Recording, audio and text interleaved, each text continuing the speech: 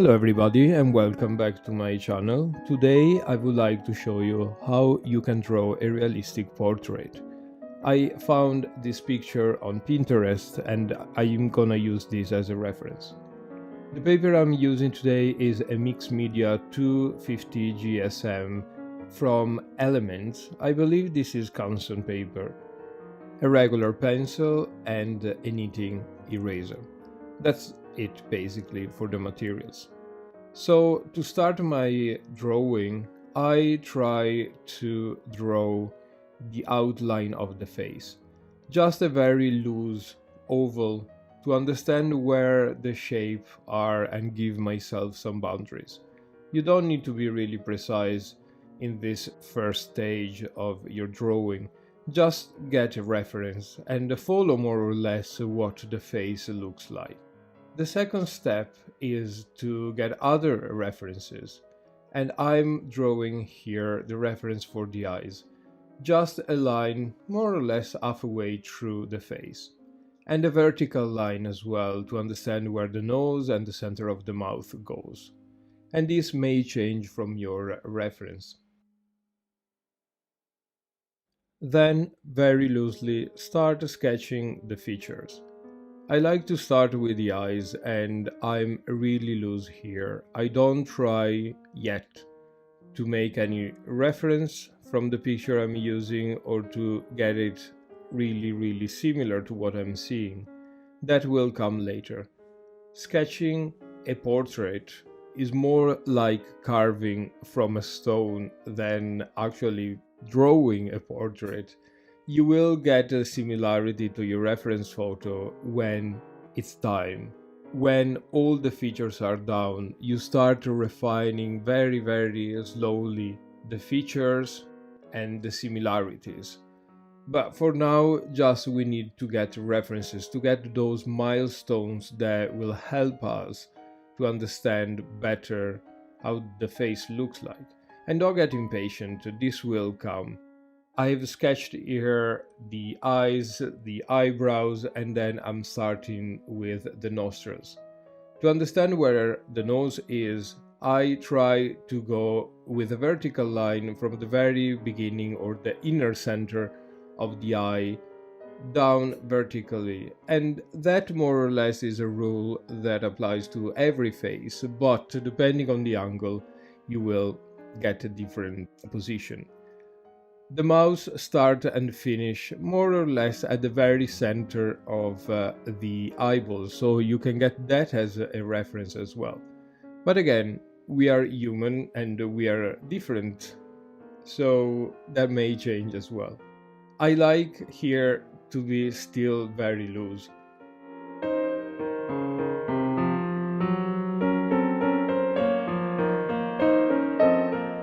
Don't rush and take your time to understand the features and start refining slowly your face and the similarities that you want to get. Here I'm now at the stage in which I start looking into the shape of the eyes, a little bit where the lights go, where the hairline is, and all the little tricks that makes this face actually look like the reference photo.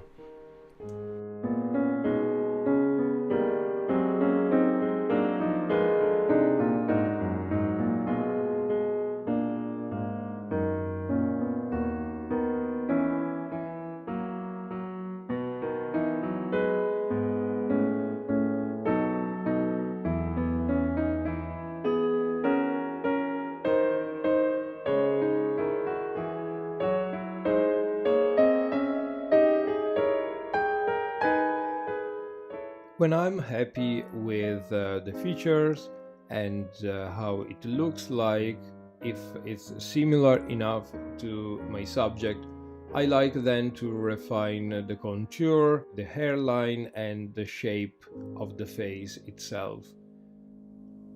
Everything will come with a little bit of practice, but always I recommend you to keep referencing to your subject So, for example, reference the nose with the eyes with the ears, the distance of the hairline with the distance of the eyebrows, the mouth with the jaw, etc. I then go in with my kneading erasers and get rid of all those lines that I don't need in the final painting or that I don't like. But I always like to keep a little bit of pencil work showing through when my painting is finished. And that's basically it. It needs and it takes a lot of practice, but you will get there.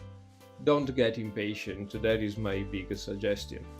As you can see here, I always leave the marks where the lights and darks goes and the shadows, because it helps me with the painting stage. To paint this portrait, I'm using my watercolor palette. This is from Winsor & Newton, but inside I collected during the years a mix of different brands of watercolors, the things that I like. The first step for me, and this may change for you, but for me it's usually going in with a red color. Never mind which red you use. I think I'm using here a French lacquer from Sennelier. Go in where the shadows are with this plain red, and don't be afraid of ruining your beautiful sketch, but this will help you to understand later where all the shadows are going and how you can work then to refine the lights as well. I'm using here only 3 colors, so if you want to try this experiment, go with a red first and then a yellow, and finally you will choose a blue. The yellow that I'm using here is a yellow Sophie from Sennelier as well. With the yellow, I'm going to touch now where the brighter part of the painting are. More than the brighter, it's the mid-tones. So where the light is shiny and where the light is more or less shiny. I can't really define this. As you can see here, my palette is pretty dirty, and this actually helps me a lot to get a good skin tone. If you can see, I mix the yellow with a little bit of the red that was there and some other colors that were there before painting portraits. So I warmly recommend you to keep your palette quite dirty. This will massively help you when you get to mix skin colors and be consistent with your painting technique and painting style. For the darker part, I like to use a blue, and this is an indigo from Winsor & Newton, I believe.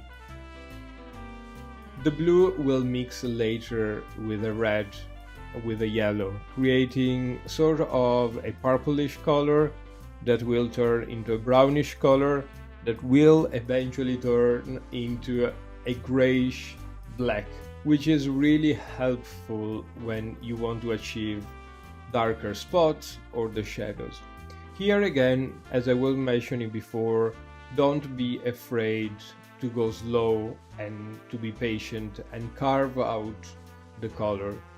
Painting in watercolors is extremely difficult, and I don't pretend to be a master of watercolor, but I understood that it takes a lot of very thin layers, and it takes a lot of very light touches to get through the stage that you want. So dilute your paint a lot and go in with those 3 colors over and over, mix them, and don't be afraid to mess up.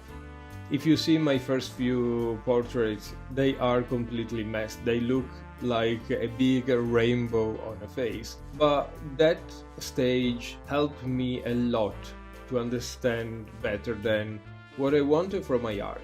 And still here, I leave some parts really blue or really red or really purple. That is really what I want to give and convey with my painting. I want the painting to be something completely different from anything else that you may have seen. So As you can see, that yellow, red and blue turn into a proper skin tone, which is what we wanted to achieve. To refine a little bit the lines of the nose, the eyes, I'm going in with this dark mix of blue, purple, reddish color. The final stage will be a little drop of white on the eyeballs, and for the white paint I'm using a gouache paint from Winsor & Newton. It's really opaque and works very well. I hope you enjoy, and if you did, please subscribe to my channel. This will massively help, and share with me your artworks. And I'll see you very soon. Sloan.